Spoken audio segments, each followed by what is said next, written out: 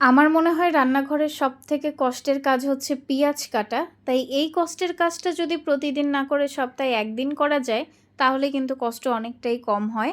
এজন্য আজকে অনেকগুলো পেঁয়াজ কেটে ফ্রোজেন করে রাখবো, যাতে কয়েকদিন এই বিরক্তিকর কাজটা না করা লাগে। পেঁয়াজ কেটে হাতের অবস্থা তো খুবই খারাপ হয়ে গেছে। যাই হোক, এখানে অনেকগুলো পেঁয়াজ কেটে নিছি। আর পেঁয়াজ কেটে আমি একটা ছাঁকনির মধ্যে রাখছি, যাতে পেঁয়াজে এক্সট্রা কোনো পানি না থাকে, একদম শুকিয়ে যায়। এখন অল্প একটু সরিষার তেল নিয়ে এই পেঁয়াজ কুচিগুলোর মধ্যে খুব ভালো করে মাখিয়ে দিতে হবে। এই পেঁয়াজগুলো আমরা নর্মাল ফ্রিজে রাখবো ৭ দিনের জন্য, তাই তেল দিয়েছি। যদি ডিপ ফ্রিজে রাখতাম তাহলে কিন্তু তেল দেওয়ার কোনো দরকার ছিল না। এবার একটা কাচের জার নিয়েছি। এই কাচের জারের মধ্যে পেঁয়াজ কুচিগুলো ঢুকিয়ে দিচ্ছি। কাচের জারটাও কিন্তু খুব সুন্দর করে মুছে নিয়েছিলাম। এভাবে ফ্রোজেন করলে কিন্তু ৭ দিনের বেশিও রাখা যাবে নরমাল ফ্রিজে, আর ফ্রিজে কোনো রকম গন্ধও আসবে না। তো আজকের ভিডিওটা কেমন লাগলো অবশ্যই কমেন্ট করে জানাবেন।